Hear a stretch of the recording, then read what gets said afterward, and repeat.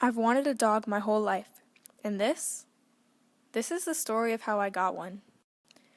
I was in the back seat of the car with my brother when my parents told us that we were getting a dog. I don't think I've ever smiled wider. We played with the puppies for a while, before I finally made my decision on which one to get. This one. This was the puppy that we wanted. Me and Aaron both agreed on him. The name was hard to get. We finally decided on Coda, which is a musical term. It's kind of ironic, because our family's very musical.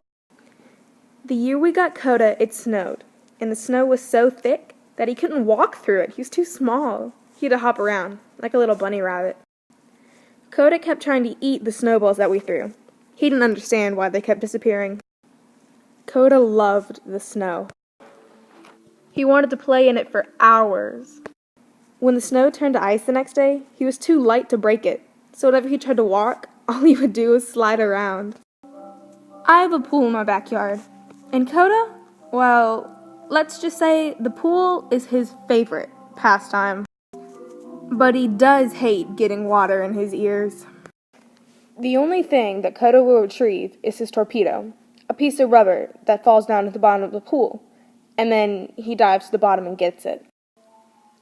And might I just say that when my dog dives in the pool, he gets some serious air.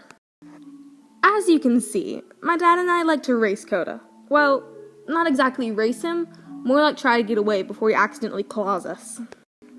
Coda jumps in, after you sometimes, if you're running, from him, like I do sometimes. Being with his people is a necessity for Coda, ever since he was a little puppy. He plops himself right in the middle of the living room, where he can see everyone. Even if all that's separating him and our family is a glass door, he will bark and paw at the door, just to be with us. Coda loves to wrestle, even if he loses most of the time. Well, all the time, actually. All you have to do is get him on his back, or pin him, and he'll eventually stop. For a minute or two, until he gets bored again, and then he'll want to wrestle. Again.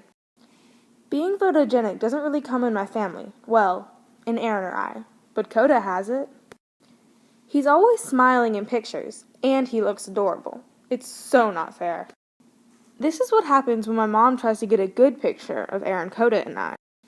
We finally got one. After a few tries, though. Coda has been adorable since he was a puppy. Always looking at the camera, smiling away. Coda has a job at my parents' work. They work out of our house. He always takes the UPSs, or the FedExes, to my grandpa's desk, and then he gets a treat. He's such a food hound. Coda is as much part of our family as Aaron or I. He even has his own Christmas ornament. One for each year that we've had him. Coda has changed so much in the 3 years that we've had him.